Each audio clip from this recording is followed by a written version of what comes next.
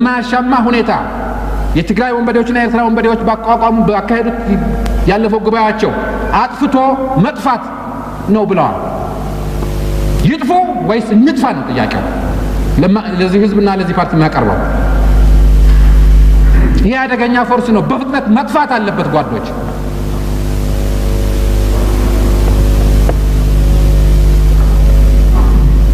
እስካሁን ድረስ በዚህ አቅጣጫ ብዙ ትግል ተደርጓል ብንልም ቅሉ ከጉዳዩ አሳሳቢነትና ከነኚህ ወገኖች መሰሪ አቋም አንፃር አቤታዊ ሰራዊታችን ከህዝብ እንዳልተወለደና የህዝብ ወገን እንዳልሆነ ሁሉ ይህንን ገበሬ እየሞተ ባለመሬት እንዳላደረገ ሁሉ እየለመነ ብስኩትና ዱቄት እንደማያድል ሁሉ ዛሬ በአክሱም ባድዋ በሽሬ ወዘተርፈ እንደ ጠላት ጦር ራሱ ገበሬው እንዳንበጣ ተሰባስበው የተከተከው ባላቀሮች ራርተኞች ችጋራም የምንባለው ከዚሁ ክልል በሚመነጭ ችግር ነው። በተቀረው ኢትዮጵያ የለም ረሃብ። ኮቾሮ አነግራቸዋል። ደስታ አለ አለ ምንም ምንም በላንታ ማበራ አለ ብዙ ችግር አለ።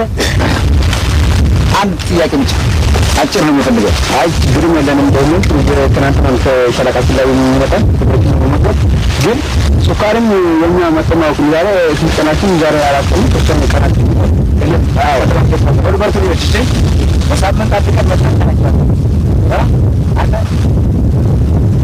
አይቻቸዋለሁ። በመሬትም ባየርም አንዳንዶቹ ተጠግቻቸዋል፣ አንዳንዶቹን ወጥቼባቸዋለሁ።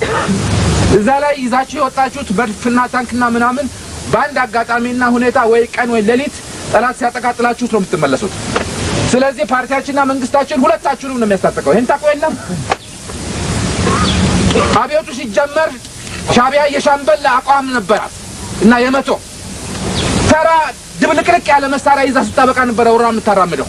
ያን ጊዜ እዚህ በተከፋፈልና ኢህአፓ ባሽበደመደው ደካማ ሰራዊት መካከል ጥቂት ሰው ይዛ ስታበቃ ከፍተኛ ሽብር ትነዛ ነበር። እኛ አብዮቱን ስንጀምር ሻለቃ ስትል ብርጌድ ስትል ዛሬ በክፍለ ጦርና ብሎም በሜካናይዝ ማን ነው ይሄን ሁሉ ያስታጠቀው? በማን መሳሪያ ነው የምንሞተው ያላችሁ እንደሆነ እና እኛ በሰጠ ነው አይደለም እንዴ? እንዲህ አይነት ትግል ነው የቀጠናል። አንድ ወገናችን ህይወት ላይ ይወስናል እና ቅድም እንዳልኳችሁ እነሱ ከረኛ እስከ ምሁር ተነስተው ሲያበቁ ለኩ ዓላማቸው ተሰልፈው ሲያበቁ ይሄን ያደርጋሉ። ንቀውናል፣ ደፍረውናል። ብታምኑም ባታምኑም በቁም ሞተናል።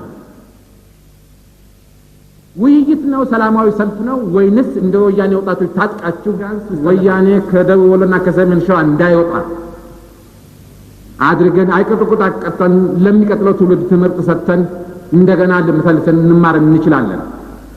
አለበለዚያ እነሱ ሰሜን ሸዋ እዚህ ጁር ሰላሌ ለሚ እየተዋጉ እንዴት ነው መስዋዕትነት ለመካፈል ሁሉም አይፈልግም።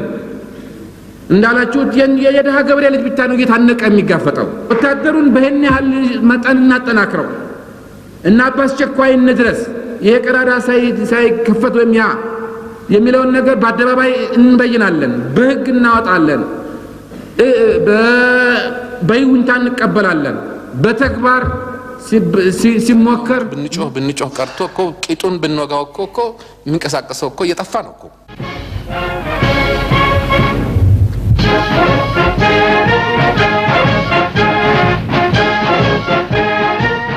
በጥይትና በዱላ በስንት ጩኸትና ሁካታ ለቅሶ አይደለም እንደ የሚወጣው ሰው አይደለም ወይ? ከመኪና እየወረደ ገና ጦር ሜዳ ሄጄ ጥይት ይገለኛል ብሎ በማሰብ ነፍስ ለማዳን ሌላ ነገር ነው። በራሱ እየወረደ ሲያበቃ በመኪና መንገድ ላይ የሚሞት ሰው ነው የሚላክልን። በጠቅላላውም ባይሆን ባመዛኙ መጀመሪያ ነገር ከተሰበሰበበት ማዕከል ይሸሻል፣ ከዛ በመንገድ ላይ ይሸሻል፣ ከዛ ከማሰልጠኛ ይሸሻል፣ ከዛ ከጦር ግንባር ይሸሻል። ምን እናድርግ? እንዴት እናድርግ? በግልጽ ሰዎች ነን። በሀገር ፍቅር ነው የተነሳ ነው። አቅማችን የፈቀደውን ነው የምናደርገው። ከአቅም በላይ ኤክስፔክት ይደረግ እንደሆነ ይሄ ኢንሂውመን የሆነ ነገር ነው። ሊሚቴሽን አለ። 17 ዓመታችን ነው። ተኝተን አናቅም፣ ተደስተን አናቅም፣ ስቀን አናቅም፣ ረፍት የሚባል ነገር አናውቅም። ሁሉን ያለምንም ማጋነን የሚቻለውን ሁሉ ነው የምናደርገው። ህይወታችንን ሰጥተናል እና ይሄ ቢያንስ በዚህ ቤት ካልታወቀ በስተቀር ኢትዮጵያ ህዝብ እንዴት ሊያውቅ ይችላል? የጦርነቱን ባህሪ ለማስረዳት ለምሳሌ መዘዞ ተይዟል ተብሎ በዓለም ዜና ዛይ መዘዞ ምን አይነት ቦታ ነው? እንግዲህ የሰሜን ሸዋን የጎበኛችሁ ሰዎች ታውቃላችሁ።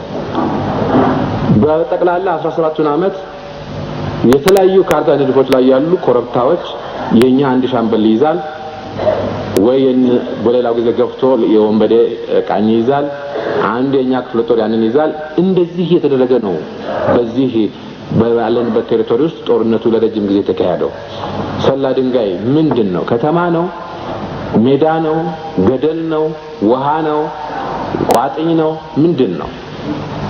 በ1 ኪሎ ሜትር ዲስታንስ ውስጥ ጦርነት ነው። እንገፋፋለን ምናምን እንላለን። ለነሱ ትልቅ ነገር ነው። አቺቭመንት ነው። ሪኮግኒሽን ነው። ዝና ነው። አሁን ሰላ ድንጋይን ይዘውታል። አሁን መዘዞን ይዘውታል። within an hour የሚለዋወጥ ሲቹዌሽን ነው። ኤርትራ ውስጥ አንድም ቀን ጦርነት ሳይደረግበት የቀረበት ጊዜ የለም። አንድ ኮረብታን ይዛለን፣ ሌላ ኮረብታ ይዛሉ። አንድ ሸጥ ይዛለን፣ ሌላ ሸጥ ይዛሉ። እነሱ ለፕሮፓጋንዳ ይጠቀማሉ። እኛ መንግስት ነን። አሁን ይነዋል። ካራምሽግ ምንድነው? ክምር ድንጋይ ምንድነው? አፋቤት ራሱ የፈረንሳይና የቬትናምን ጦርነት አድርገው ሲያውቁ ነው የምዕራብ ዜና አቅራቢዎች። አፋቤትን እዚህ ያላችሁ ሰዎች ብዙዎቻችሁ የምታውቁ ይመስለኛል። በኢትዮጵያ ስታንዳርድ ቀበሌ አይደለም። 700 ሰው ነበረበት። እኔ እዛ በርኩ ጊዜ የነበረው እዛ ቦታ ላይ ለሚሊተሪ ስትራቴጂ የያዝነው ቦታና ለውሃን በቤንዚን አይቆፈርበት፣ አልማዝ አይቆፈርበት፣ ወርቅ አይወጣበት አገር አይደለ፣ ሰው የለበት፣ ምን ናቲንግ። የደንዲያንፉ ጦርነት ፈረንሳይ ተረታችበት ሁኔታ አይነት ድል ነው አሉ።